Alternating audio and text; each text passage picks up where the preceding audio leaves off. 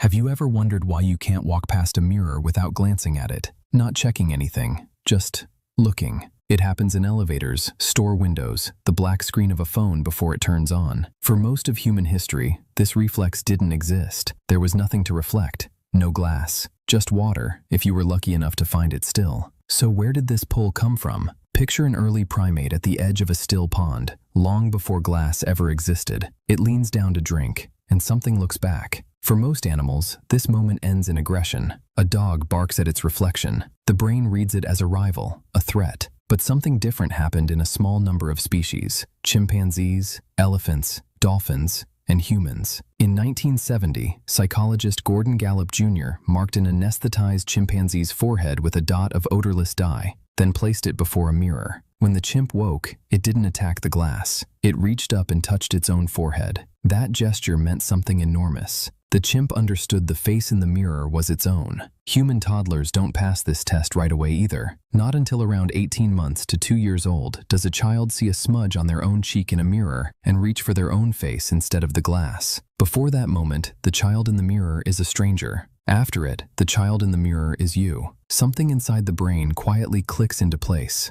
Neuroscientists call it self-recognition. It's the birth of a mental model, a sketch of a self that exists apart from everyone else in the room. And once that sketch exists, it never stops needing to be checked. The pull you feel toward mirrors isn't really about vanity. It's about something your ancestors needed for survival long before glass existed, knowing where your body ends and the world begins. The only way to know how you appeared to others was through their reactions to you. Then comes polished obsidian, then bronze, then, centuries later, silvered glass. For the first time in the story of your species, you could read your own message. That should have been a small convenience. Instead, it became something close to obsession. By the 1600s, mirrors were so prized in parts of Europe that a single one could cost more than a ship.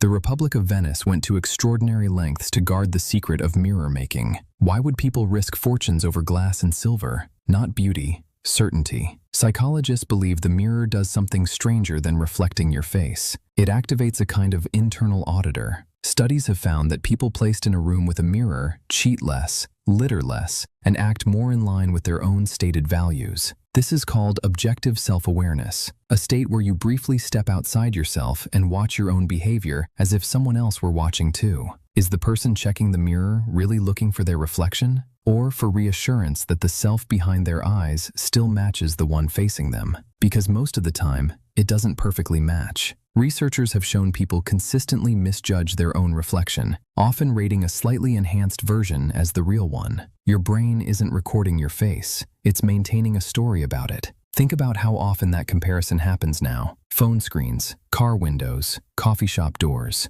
Estimates suggest the average person catches their own reflection dozens of times a day, far more than any human before the 20th century ever could. Your ancestors got this signal rarely. You get it constantly, and your ancient orienting reflex never got the memo that the world changed. So it keeps firing. Every reflective surface becomes a tiny question your brain can't resist answering. Is that still me? This instinct wasn't built for vanity. It was built for something older and more fragile. The need to know you exist as a distinct, continuous being in a world full of other beings. That's what the chimp was doing when it touched its own forehead. Not admiring itself, recognizing itself. And that's what you're doing. Every time you watch your reflection without meaning to, you're quietly confirming that the person behind your eyes is still there. Maybe that's the real reason you can't walk past a mirror. Not because you're obsessed with your face, but because somewhere in your evolutionary past, recognizing that face was the first proof you ever had that you were someone at all.